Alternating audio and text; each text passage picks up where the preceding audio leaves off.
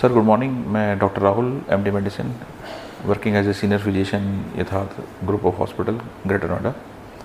आज मैं आपको हीट स्ट्रोक के बारे में बताऊंगा। हीट स्ट्रोक एक मेडिकल इमरजेंसी है जिसमें जो पर्सन है वो अपना उसका जो बॉडी है वो टेम्परेचर को रेगुलेट नहीं कर पाती और बॉडी का जो टेम्परेचर है वो 40 डिग्री सेंटीग्रेड या 104 डिग्री फ़ारेनहाइट को क्रॉस कर जाता है। एंड ये यूजुअली तभी होता है जब आपका प्रोलॉन्ग एक्सपोजर रहता है एटमॉस्फेरिक के अंदर, और जब आप प्रोलॉन्ग एक्सरसाइज कर रहे हैं या हैवी वर्कआउट कर रहे हैं और पानी का इंटेक आपका पुअर है और बॉडी जब वाटर को लूज़ करती है तो बॉडी का जो टेम्परेचर है वो शूट कर जाता है। तो this is a heat stroke.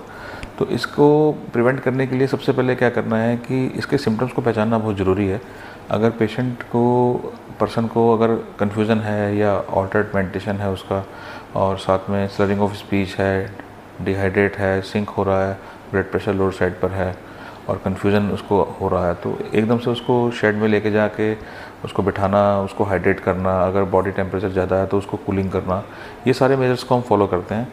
और ये बेसिकली एक तरीके की मेडिकल इमरजेंसी ही है। अगर आपका हीट स्ट्रोक का पर्सन अगले 5, 10, 15, 20 मिनट में अगर रिस्पॉन्ड नहीं करता तो उसको इमीडिएटली हॉस्पिटलाइज करके उसको कूलिंग करनी होती है। कूलिंग ब्लैंकेट्स, IV फ्लूइड्स को के तरीके से उसको मेंटेन करना होता है और जिसके उसके किडनी और बाकी ऑर्गन्स वगैरह ये सब ठीक काम करें। जो लोग एक्सट्रीम एज वाले हैं, 65 ईयर्स से जिनकी एज ऊपर है, या प्रेग्नेंट फीमेल्स हैं या छोटे बच्चे हैं, वो हीट स्ट्रोक के लिए ज़्यादा प्रोन रहते हैं। तो ऐसे लोगों को यूजुअली हॉट एंड एटमॉस्फेयर में जाने से बचना चाहिए।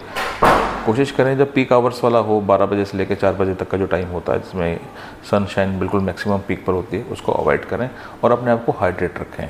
प्लस गर्मियों में कुछ और चीज़ें भी होती हैं जिसमें आपको फास्ट फूड हैं या हाईली स्पाइसी फूड्स हैं या जो वैसे फूड हैं जिसमें गरिष्ठ भोजन जिसको हम बोलते हैं वो अवॉइड करने चाहिए, क्योंकि वो भी ऑटोमेटिकली हीट जनरेट करते हैं। तो बॉडी का और टेम्परेचर और बढ़ जाता है, तो वो भी थोड़ा सा एक कभी प्रॉब्लम कर जाता है। तो बाकी फ्रूट्स का सेवन आप ज़्यादा करें। पपाया है, एप्पल है, बनाना है, खरबूजा, तरबूज, ये सब आप यूज़ करिए, खीरा खाएं और अपने आप को मेंटेन रखें। और अगर बाई चांस कभी इमरजेंसी में जाना पड़ जाए तो कैप लगा के या फिर अपने आप को छाता यूज़ करके आप जाएं और stay healthy and thanks a lot. एक चीज़ और देखी जा रही है पेशेंट में जी सर, या लोगों में, जी सर, कि शरीर में दर्द रहता है, ये सब की शिकायत आ रही है। ये बेसिकली ये बेसिकली तभी होता है जब आप लॉन्ग आपका वर्कआउट रहा और पोटेशियम का लॉस रहा। तो पोटेशियम बेसिकली एक एलिमेंट है जो हमारी बॉडी को स्ट्रेंथन करता है। तो लॉन्ग स्वेटिंग हो गई या वर्कआउट करा तो पोटेशियम का लॉस रहता है और सोडियम का भी लॉस रहता है, तो उससे बॉडी में क्रैम्प्स और ये मसल्स में कड़ाहट, ये सारे सिम्टम्स रहते हैं। इसको दूर करने के लिए अपना ORS या इलेक्ट्रॉल पाउडर आप पी सकते हैं और पोटेशियम रिच फ्रूट्स जैसे बनाना है, एप्पल है, पपाया है, वो आप खा सकते हैं। एकाएक डिहाइड्रेशन हो यानी दस्त और उल्टी, हाँ, एक शुरू हो जाए, यस तो इमीडिएटली घर पे क्या करना चाहिए और क्या कदम उठाने चाहिए? घर का तो फर्स्ट एड, लोग घर ही पे रह जाते हैं, हाँ और कुछ मेडिकेशन करने लगते हैं, उसको सेल्फ, यस ये बिल्कुल मेडिकल शॉप से ले आते हैं। जी। ये आपने बिल्कुल सही बात बोली रोहित जी, क्योंकि आजकल अधिकतर लोगों में ट्रेंड क्या हो गया है कि फर्स्ट एड के नाम पर वो मेडिकल स्टोर से या ऑनलाइन कुछ दवाई मंगवा ली कि मेरे को लूज मोशन हो रहे हैं, वॉमिटिंग हो रही है। उसमें कई बार क्या होता है, पूरे इस मेडिकेशन का आने का भी रिस्क होता है, तो वो आपके लिए वैसी लाइफ थ्रेटनिंग है। अगर आपको एक मोशन हो रहा है, एक मोशन में आप मान के चलिए कि आपका 250 ml के आसपास पानी का लॉस हो रहा है, एक वॉमिटिंग हो रही है तो उसमें भी आप मान के चलिए कि 200-300 ml वाटर लॉस है।